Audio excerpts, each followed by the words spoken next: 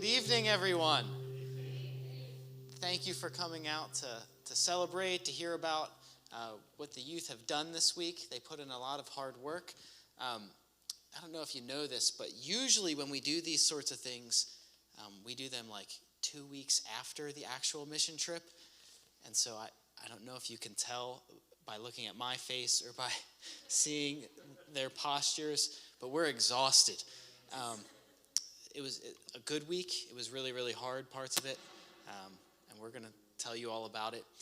But first, we're going to start the evening with some worship. And so if you would stand and sing with me to our God together.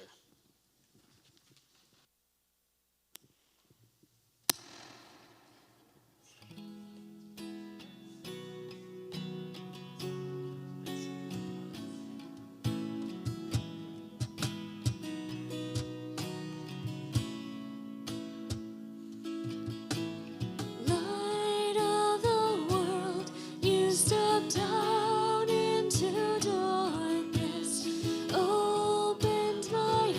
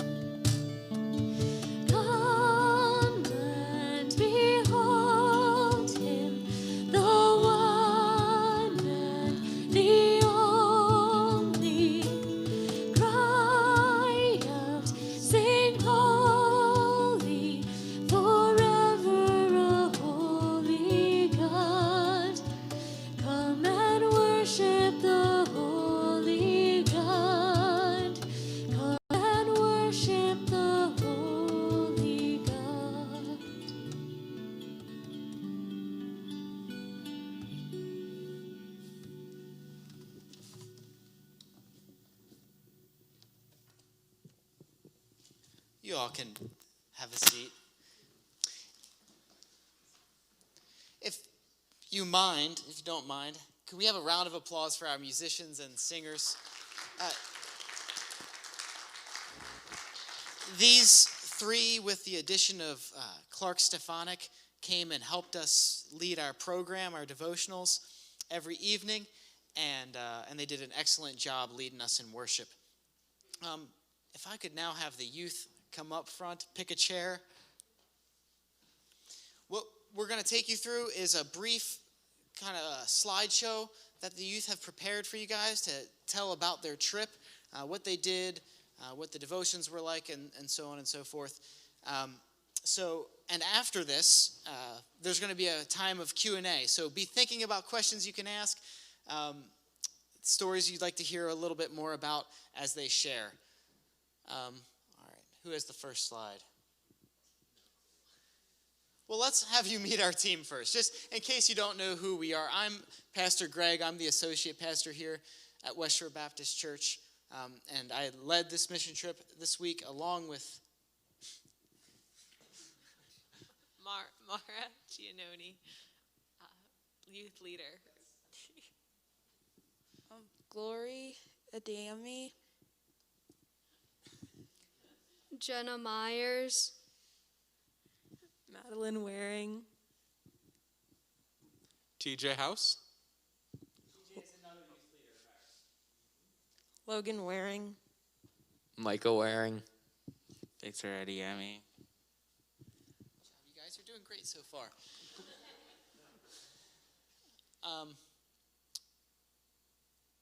Who has this one? I know I assigned it to someone. Who's talking about why we serve? Me. Okay. I for sure assigned this slide to someone. Actually, we talked a lot about this week. Our theme for the week was, it was a little bit weird, but it was pertinent. Laboring unto glory is what we called it. There's going to be another slide later where we're going to talk a little bit more about what we went over in our devotions. But we believe that there's a biblical basis for missions, actually a biblical basis for short-term missions if done right. I think what you'll hear, if not from here, when your kids go home with you, how much they bonded together, how many inside jokes were formed over a period of a few days, how many stories they have. You can see them giggling now, things like that. It helps form our youth group closer together. It helps teach them how to serve even when they're exhausted and cranky and moody and tired. I'm not looking at anyone in particular. But life lessons like those, and I think that's super important for all people, but especially as we grow older. All right, next slide. And if someone doesn't take credit for this one. Oh, come on. Was this Jenna?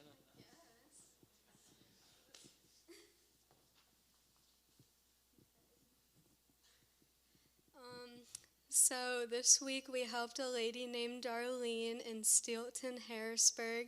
We fixed up a shed that had a large hole in the roof. She has been wanting to store things but was not able because it wasn't really safe to. So this week we replaced the roof and gave it a paint job.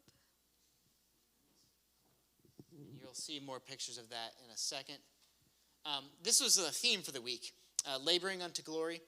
The whole theme kind of centered around this principle that, we're Christians, and so a God who exists, and more than that, a God who loves us and has chosen to save us from our sins and make us new creatures. And so that means that there's a God who also has placed demands upon our life that we work in a certain manner. And so we talked about Christianity or work from a Christian perspective. We broke it down into kind of 4 days. The first day we talked about, the history of work. We talked about what I just said, that if God exists, then we should work in a particular way. And the next 3 days we broke down how do we do that. And so day 2, we actually had guest speakers come in and Doug Hill taught about the spiritual dignity of all work. That if you're a Christian, that all work is actually sacred. From being a lawyer to landscaping, all of it is sacred gospel work because we are a new creation. Day 3, Marika Clark came in and talked about the excellence of work. That this idea that if we're going to do things to the glory of God, that means that we should be doing them excellently, above reproach, that we're not cutting corners, that we're not complaining while we do it. And so we do work excellently because we do them unto the glory of God. And then day 4, Charlie Beal, who you saw up here playing the drums, came in and spoke of the rhythm of work. That God has actually woven into creation this Sabbath-keeping pattern. That God works 6 days and then rests 1.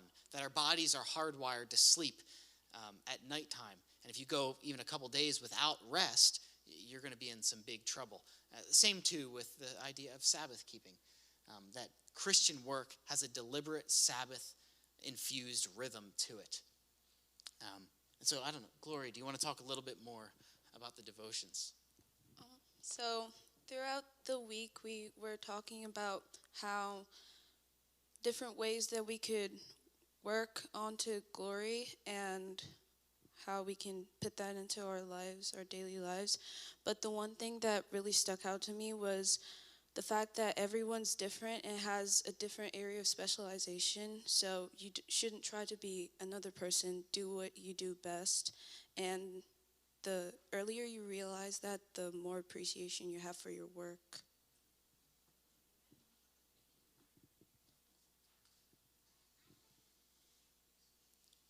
Is this Logan? Okay, so for our schedule, we would start out the day by waking up, and we would come downstairs and eat breakfast, stuff like that. Then we would head out to the site of the work project, pick up like tools or something before that, and then we would head out, and we would work basically all day till like 3 o'clock-ish. Then we would come back for dinner, and we would have the evening devotional where we would talk about like what Glory was talking about. Then we had free time, and then we went to bed. But on Wednesday, we didn't work all day. It was a half day, and on the second half, we went to Hershey Park, and we went to the water park there first. And so there was like a pool, a lazy river, water slides, stuff like that. So we hung out and we ate dinner at the park. And then when we were almost done, we went into the normal park, not the water park, and rode a few roller coasters. Then we went home. Thank you. Well, I believe this is Micah. Okay, Micah and Madeline to talk. They're going to tell you a little bit about some of the construction kinds of things that we did. Yeah, so like Greg was saying, we had to rebuild the shed, basically like repair it and stuff. The roof had a hole in it, and nothing could really be stored in there because it was leaking. So yeah, we tore that off, and we had to replace like all the joists, all the beams and everything. What else we got? And yeah, we put board over top of that, and then we put tar paper down and put shingles on, which we did all the shingles today. So we actually had like the perfect amount to get it done.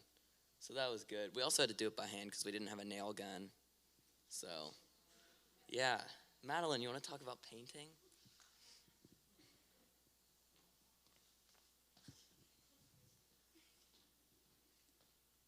Okay, so for the painting part of our project, we first had to go around to all the walls with like a wire brush and kind of like scrape off all the extra like pieces of wall to make it smooth.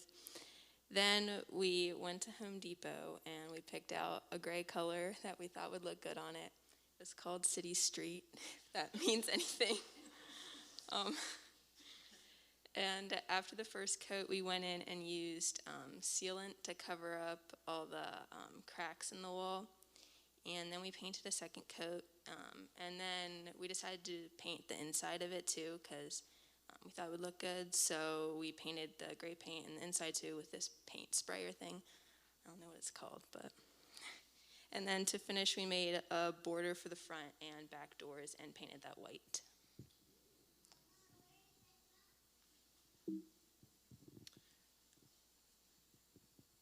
There you can see a few more pictures. I'm actually going to be putting together like a slideshow of more pictures that I could send out to you if you'd like. Yeah. Is this anyone's slide? So there you can kind of see the before and the after. The before is on the left.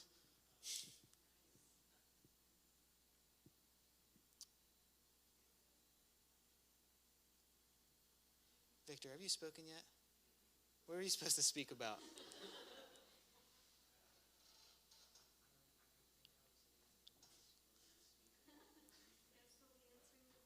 All right. So let's do some Q&A. The first question Victor will answer. You may ask him anything and everything. Wide open. Is there a...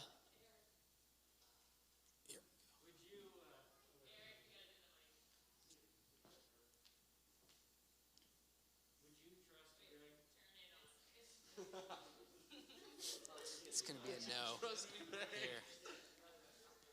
Tell a story if you can, Victor. No, I'm not going to. Well, sure.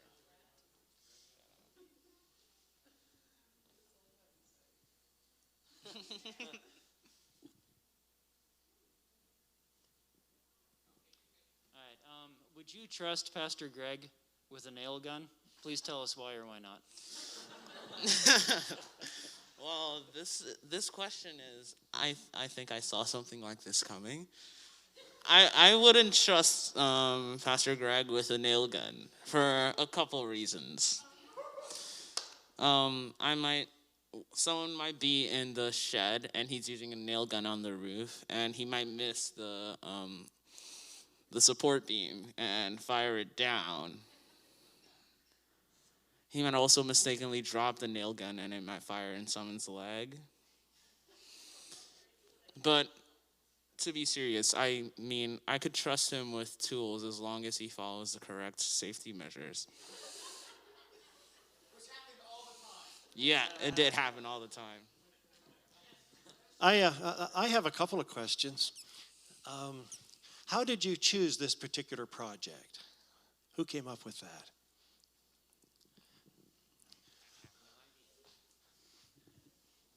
We found out about it from Lindsay Neve. Is that?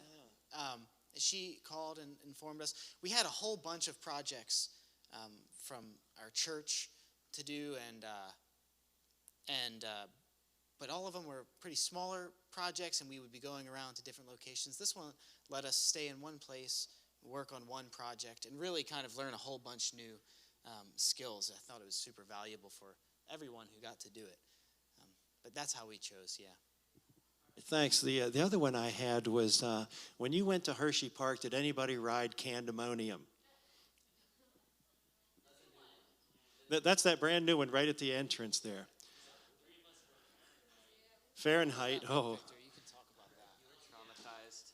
So, I, Greg, Mara, and TJ rode Fahrenheit. To me, it was a great ride. I don't know about, to TJ, it was just like a nice ride. I don't know about Greg or Mara, so could you just like enlighten us on how you thought the ride was? You're not supposed to ask questions. I hate roller coasters with a passion, and I went on because I love Victor, and wanted to support him. But it was absolutely miserable. I'm sure. No, yeah, agreed. Okay. Any other questions? All right. Got one here? Yep. And then we got items. Okay, so a couple nights ago, I heard a story about a toad.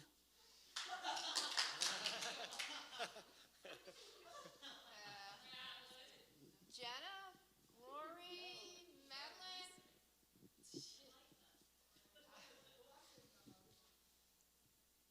Someone take the mic. I'm not answering this one. I didn't really see the toad, but I was standing right in front of Madeline, and I heard Greg spit on the toad to try to get it to move, but it didn't move.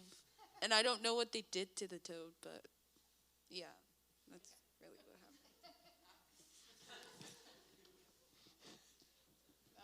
That was it.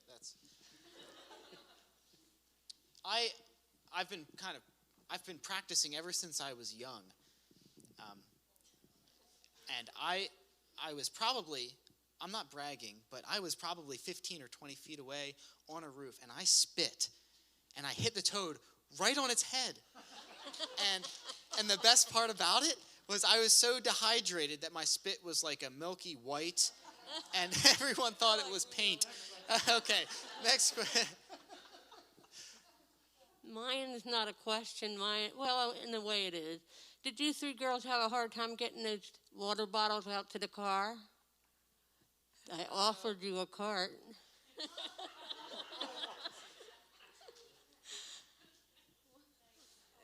They were a little heavy. Thank you.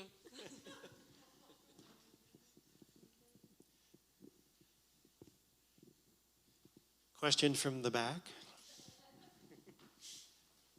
I just have a comment. I just wanted to introduce everybody to Darlene. This is the woman that we helped. They helped.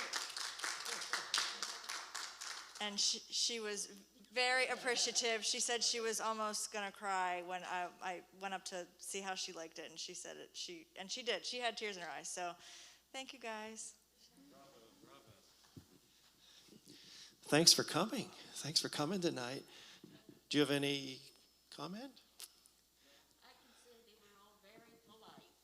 Okay, that's good. I'm surprised they came back after the first hot day. Did you feed them? Did you water them? Did you give them everything? It was all good. Cool. Good. Welcome.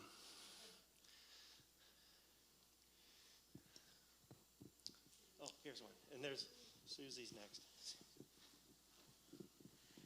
Did any of you have concerns before you went about whether or not you'd be able to do what you were asked to do?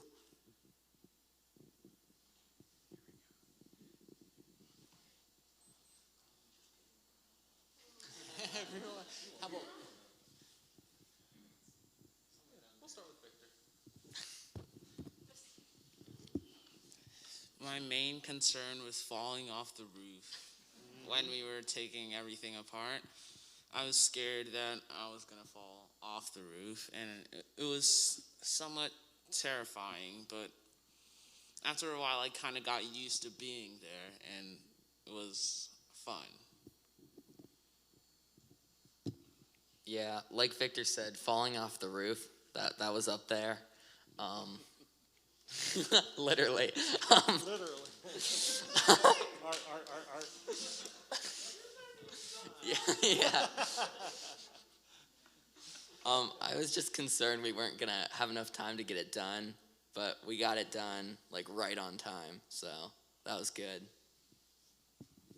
My main concern was basically just like having to stay at the church because I never done that before. And I don't sleep that good, but it was good. It was fine. My main concern was actually the opposite of Micah's. After seeing how much we did on the first day of tearing everything down, I thought, oh, we're going to be done by like Wednesday maybe.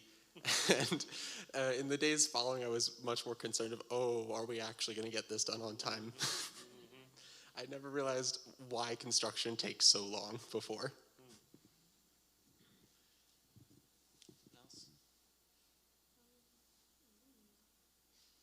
Only the guys were concerned. I guess like not being able to work the equipment or like do some stuff because I don't really have that much experience with that kind of thing besides like the painting. Kind of the same thing. I didn't think I'd be like a help, and I didn't just want to stand around, but I think they found me helpful. I hope they did.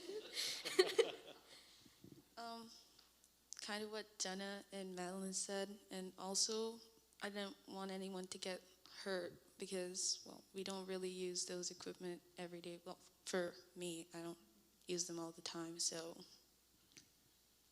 Yeah, I think also them asking me what to do and not really knowing what to do. But we figured it. We all figured it out. Mm-hmm. We did it all well. We all have all of our fingers and toes. Yeah, 100%.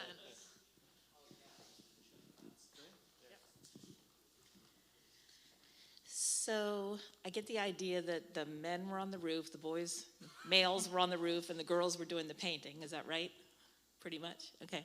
So which was more fun to the guys? Was it taking off the roof, or was it building the new roof?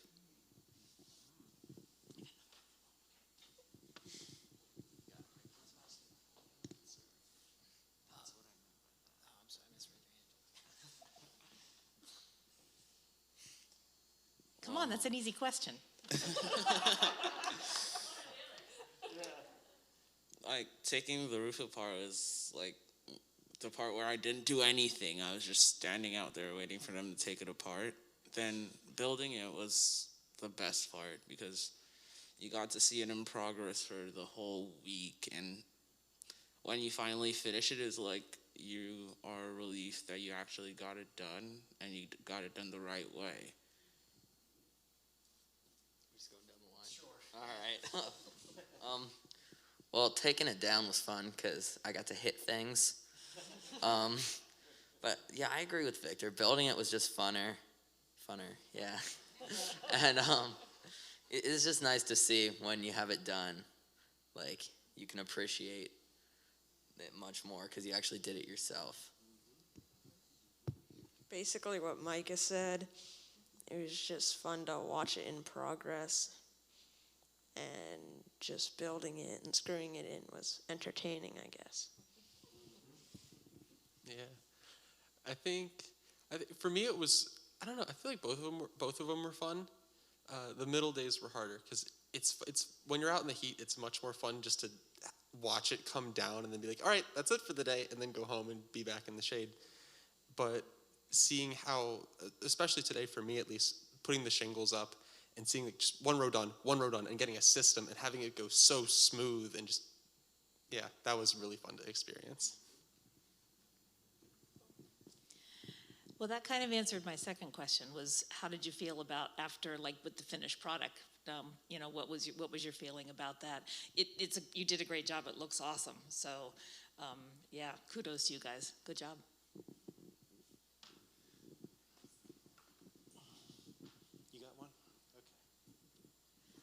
On those hot days, how did you encourage one another to keep doing the work?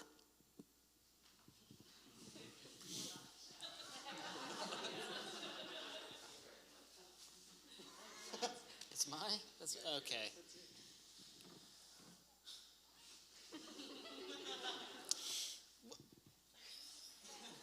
That was one of the hardest parts of the trip, is both, having a good attitude yourself when it's hot, and then encouraging other people to do it too is very, very hard. I have a saying that they got real sick of that I talk about, I think probably 50% of the time, happiness is a choice that we make and not something that happens to us. And so if it's hot, I think I always told them, decide to be happy. You're miserable, that's okay. Decide to be happy. And they got real sick of it eventually. But we had some good conversations as a result of it. I think of one time the boys and I were sitting in the car and we had a nice little prayer time together because we were all really, really grouchy, and we're starting to get a little snippy at one another. And I don't know about them, but when I pray and ask for patience, I find that often God gives it to me. So, a lot of great things happen on mission trips. Sometimes some embarrassing things happen on mission trips. So what I would like to know What was the most embarrassing thing in particular that happened at the water park in Hershey? You're welcome, Greg.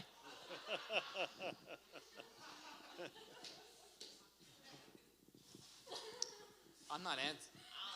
No. Victor, which story are you going to tell?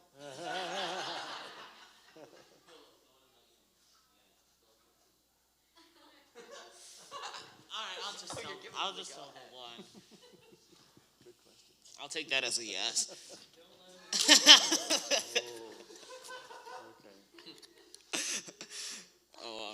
So the most embarrassing thing that happened was Mike, and Greg, we were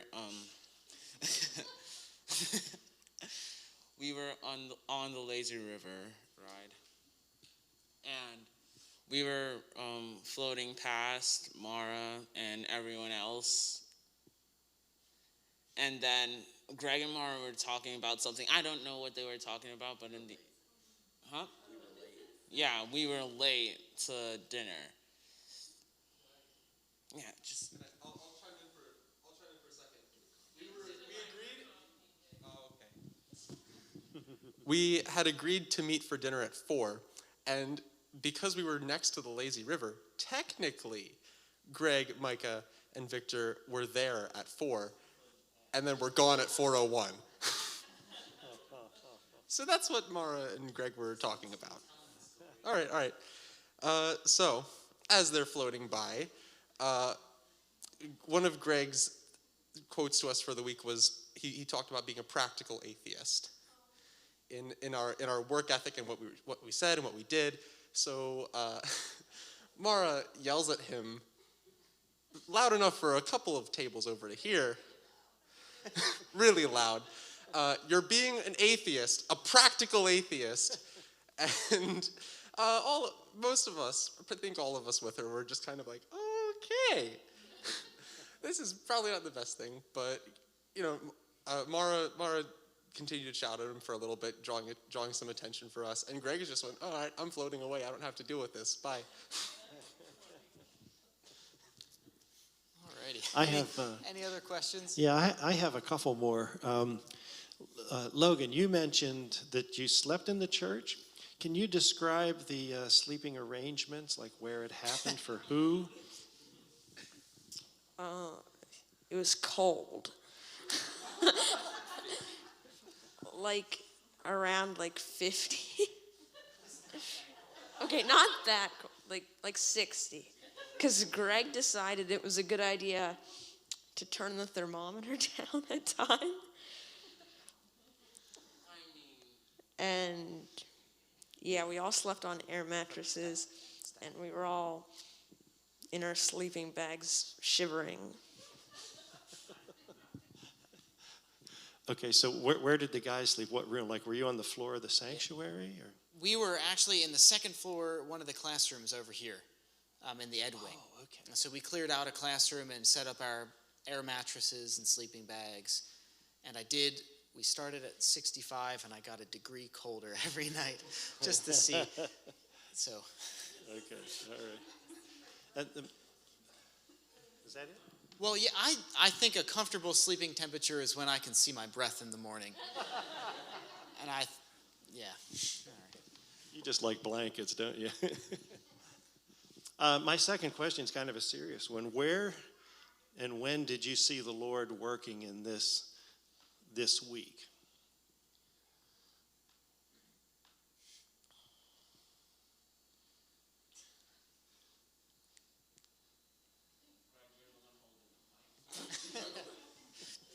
He's wanting to know what you guys think. Hey. Well, I really saw God through our lessons. I think Greg said this. We had guest speakers come in, and Doug Hill came in on the first day, and it was really cool because that guy's done everything, and it was cool to see how God worked through him in his life, even if he didn't necessarily work in ministry. And it was cool to see how maybe we could do that. And yeah, I thought that was pretty cool.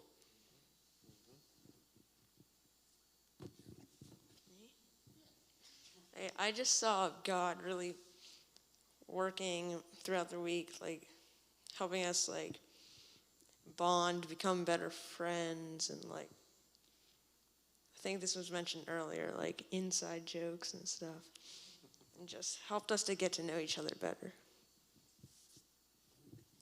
And I basically agree with Logan on that. That's, I think, where I saw God a lot in the conversations we had and the things that we did and getting to bond. And after our work days and even during the work days when we were frustrated, but we were still trying to work together. I want to pass this to.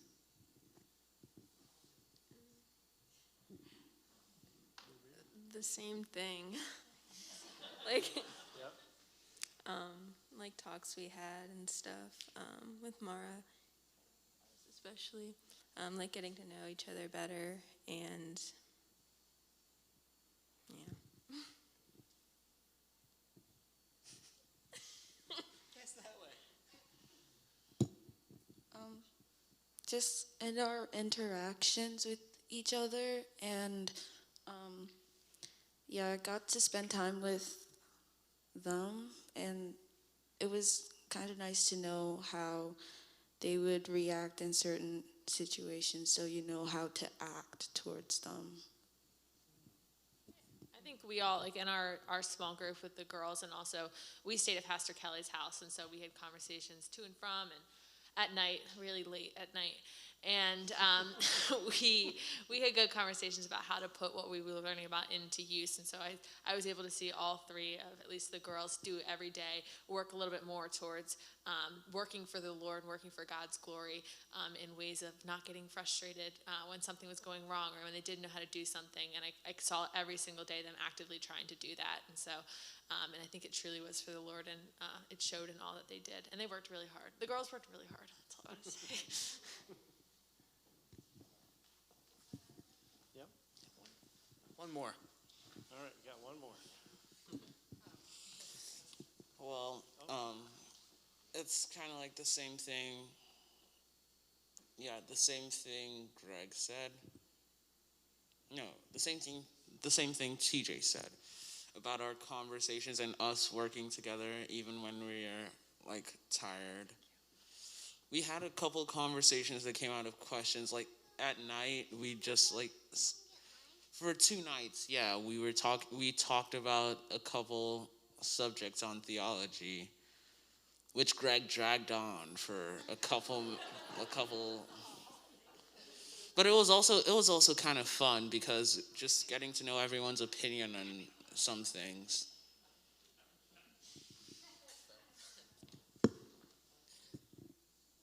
We did have the most in-depth theological conversations I've could ever imagine having with a youth group. Just fascinating things. Maybe one more question. I just wanted to say, with Bruce's question, when this whole thing started, and I was talking with Darlene, I went over to her house, and she was saying about how she wanted to do more projects and get things done and whatnot. And I said, oh, well, it'll come, and, just have to be patient, and, things will happen. And then it was like 2 or 3 days later when I got the email from the church saying, are there any outside projects that need to be done?